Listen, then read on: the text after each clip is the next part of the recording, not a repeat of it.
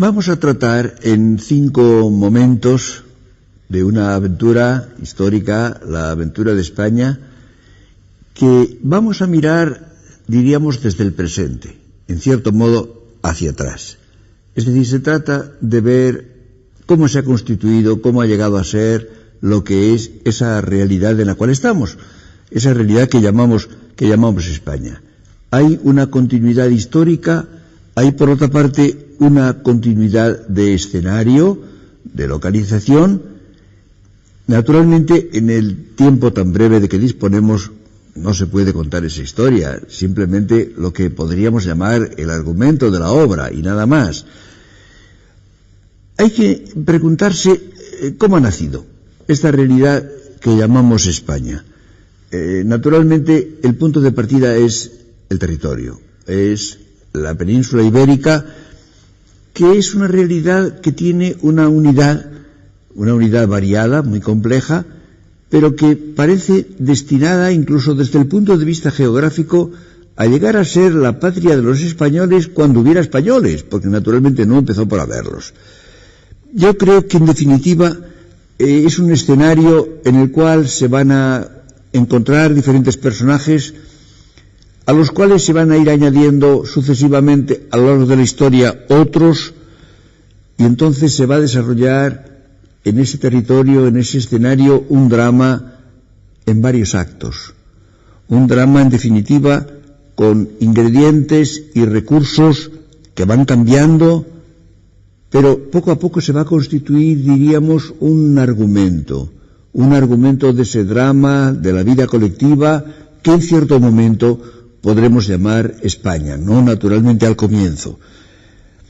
Ha habido un primer paso decisivo en la constitución de nuestra realidad, que es la romanización.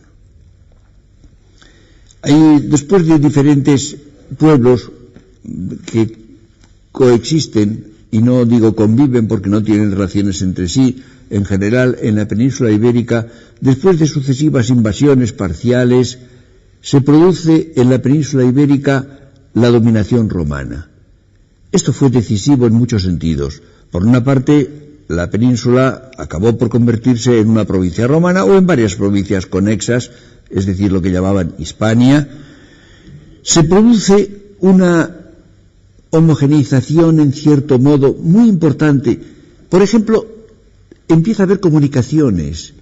Hay algo que solemos olvidar mucho y que es muy importante. España está llena de calzadas, todavía quedan calzadas romanas. Las calzadas romanas eran el equivalente de la mecanización, de la motorización. Era lo que hacía posible que se circulara y que los lugares se comunicaran entre sí. Hay un hecho que a mí me sorprendió cuando lo investigué hace bastantes años, y es que en la época de Caracalla había aproximadamente 30.000 kilómetros de calzadas en la península ibérica, lo cual es extraordinario. La red de calzadas, militares unas, civiles otras, componían unos 30.000 kilómetros.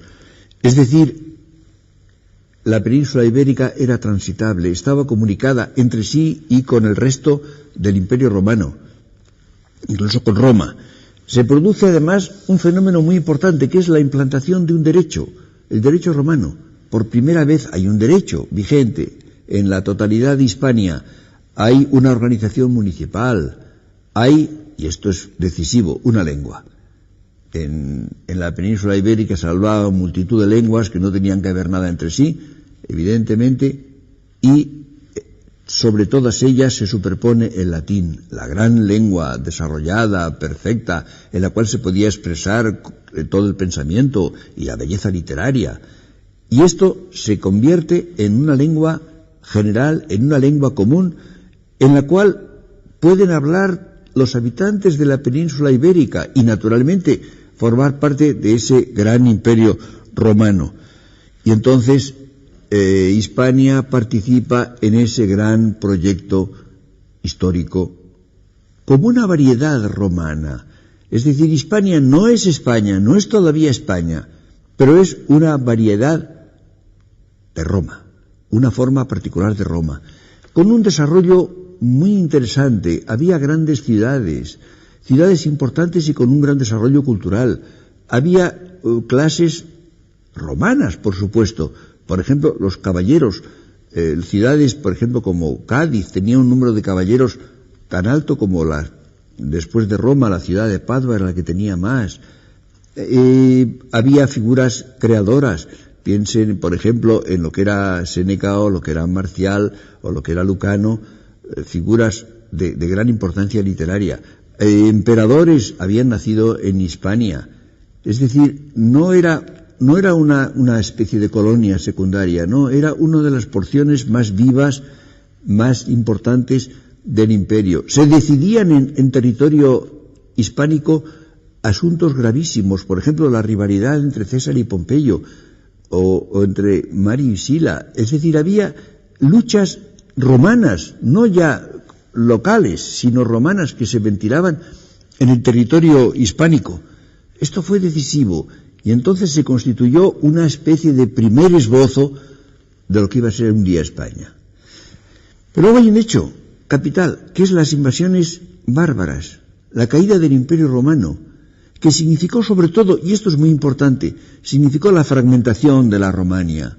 Es decir, lo que había sido un mundo amplísimo, con comunicaciones, con un tesoro cultural poseído, al cual se incorporaba naturalmente también la cultura griega. Las clases superiores intelectuales en Roma eran bilingües, hablaban latín y griego, y leían los libros griegos, habían recibido la gran cultura superior, evidentemente, de Grecia. Todo esto queda fragmentado, y entonces lo que había sido el Imperio Romano queda dividido en multitud de pequeños reinos, de condados, de principados, de ducados, aislados. Y esa fragmentación fue la causa principal de la decadencia. Es interesante que en 4 siglos, hasta Carlomagno, hasta la época de Carlomagno, hasta comienzos del siglo IX, no hay grandes figuras en Europa. Y la razón era fundamentalmente no que las razas hubieran cambiado, que hubiera habido una degeneración, sino simplemente el angostamiento de la vida, el estrechamiento de la vida, que es ahora mucho menos amplia, mucho menos rica que lo era el Imperio Romano. Pues bien, en Hispania se produce un fenómeno interesantísimo, que es que se constituye la monarquía visigoda. Y la monarquía visigoda, al cabo de poco tiempo, comprende la totalidad de la península, aproximadamente casi toda y casi sola la península ibérica. Y es muy grande. Es decir, una cosa que no se suele tener en cuenta es la gran magnitud de la monarquía visigoda. Era un gran país, con comunicaciones aseguradas, con una población hispano-romana muy cultivada, a la cual se superpone una minoría germánica dominadora, la de los visigodos, que ejercen el poder, pero que se encuentran en condiciones de cierta inferioridad respecto de la población, porque tenía un nivel más alto, tenía un desarrollo cultural, por ejemplo, mucho más alto. Y entonces se produce el hecho de que ciudades como Toledo, sobre todo, Sevilla, o Zaragoza, o Tarragona, son grandes ciudades en las cuales existen, entre otras cosas, muchos libros, muchos más libros que en otras partes. Y hay una unidad, no nacional, por supuesto, pero hay una unidad política, una monarquía, y hay una influencia muy grande de la Iglesia. Los concilios, por ejemplo, los toledanos y otros, tienen una gran importancia en la España visigoda, y representan no los dominadores, representan el sustrato hispano-romano. Y hay unos cuantos fenómenos muy interesantes. Es evidente, por ejemplo, que la mayor parte de los países europeos van a recibir su nombre de los invasores, de los bárbaros. Se va a decir Inglaterra, que es el país de los anglos. Francia será Francia, es decir, el país de los francos, no Galia, no de los galos. Alemania recibirá diferentes nombres de los alamanos, o se llama Deutsch también, o Deutsch, diferentes nombres. Pero en cambio en España no. España no se llamó Gotia, ni Visigotia, se llamó España, es decir, el nombre latino. Esto es muy importante. No se habló una lengua germánica, se siguió hablando latín, con algunas voces germánicas, muy pocas por cierto. La aportación germánica a la lengua española es muy limitada, y sobre todo los visigodos eran arrianos, eran cristianos, pero no católicos. No tenían la religión ortodoxa católica, sino la herejía arriana. Y en cambio la población hispano-romana era católica. Pues bien, lo interesante es que al cabo del tiempo, justamente en tiempo de Recaredo, se impone a la corte visigoda, al rey y a la corte, la convicción de que la religión superior es el catolicismo, y Recaredo se convierte y entonces se logra un tipo de unidad también religiosa, lo cual fue decisivo. Por cierto, esto se comunicó al Papa y tardó en llegarle la noticia 3 años. Lo que está ocurriendo con el correo actual tiene ciertos antecedentes antiguos. Tardó 3 años el Papa en saber que Recaredo y su corte se habían convertido al catolicismo. Pero entonces se produce, diríamos, la superposición del sustrato hispano-romano sobre los dominadores, que eran pocos. Eran aproximadamente quizá 200.000 los visigodos, que eran un pueblo, no eran solamente un ejército, eran un pueblo con mujeres y con niños, pero quedan en definitiva pronto subordinados, no políticamente, conservan el mando político, pero desde el punto de vista de la población misma, de la vida cultural, quedan subordinados a lo que era más importante, es decir, a la población hispano-romana. Y entonces esto va produciendo una conciencia de unidad. Repito, no nacional, porque no ha habido naciones hasta fines del siglo XV. En ninguna parte de Europa no hay naciones. Cuando se habla de naciones medievales esto es un puro error. Había otro tipo de unidades, naturalmente. Y España era una unidad, era la monarquía visigoda, no una unidad nacional, pero sí efectivamente una unidad. Y empieza a haber conciencia de una cierta grandeza. Es evidente, por ejemplo, que hay un patriotismo de la España visigoda del cual participan no ya los dominadores, sino los que no eran visigodos. Por ejemplo, esa conciencia de entusiasmo la tiene San Isidoro, el arzobispo de Sevilla. Precisamente de él proceden las primeras exaltaciones de la realidad, de la belleza, del valor de España. Y una de las cosas que ocurren es que dispone del tesoro de la antigüedad clásica.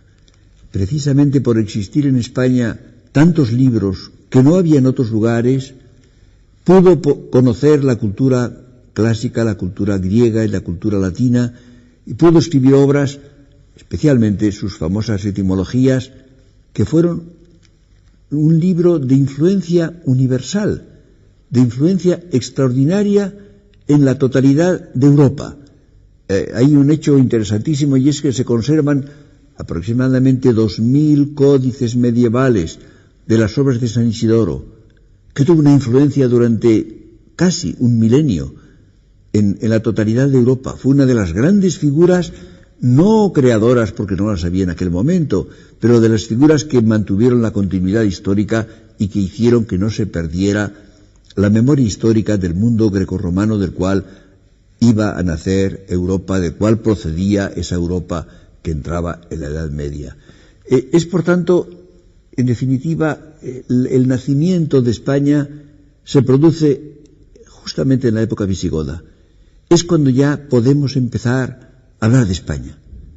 Y es interesante ver cómo, cuando sobrevenga a España precisamente la gran peripecia, la más grave de su historia, resultado de un azar histórico evidente, sin embargo, nos encontramos con que ya hay una conciencia de personalidad. Ya la unidad total de la península ibérica es sentida vivamente. Hay una especie, diríamos, de fidelidad y un cierto orgullo de esa realidad en la cual se mueven los dominadores y los dominados, con un predominio, insisto, del sustrato de la población, que eran, por supuesto, muchos más. Es decir, la inmensa mayoría de los habitantes de España eran hispanorromanos, y a ellos se han incorporado, recibiendo de ellos más de lo que daban, en la lengua, en la cultura, en la religión, y se va formando una unidad que va a ser capaz, y esto es interesante, va a ser capaz de resistir a un suceso que ha tenido en el mundo entero enormes consecuencias y que España recibirá, padecerá y al mismo tiempo frente al cual reaccionará de una manera nueva, de una manera distinta, original y que condicionará precisamente su historia ulterior. Las invasiones islámicas que se producen a finales del siglo VII, en España concretamente a comienzos del siglo VIII de nuestra era. Pero ya tenemos con esto lo que pudiéramos llamar el nacimiento de España.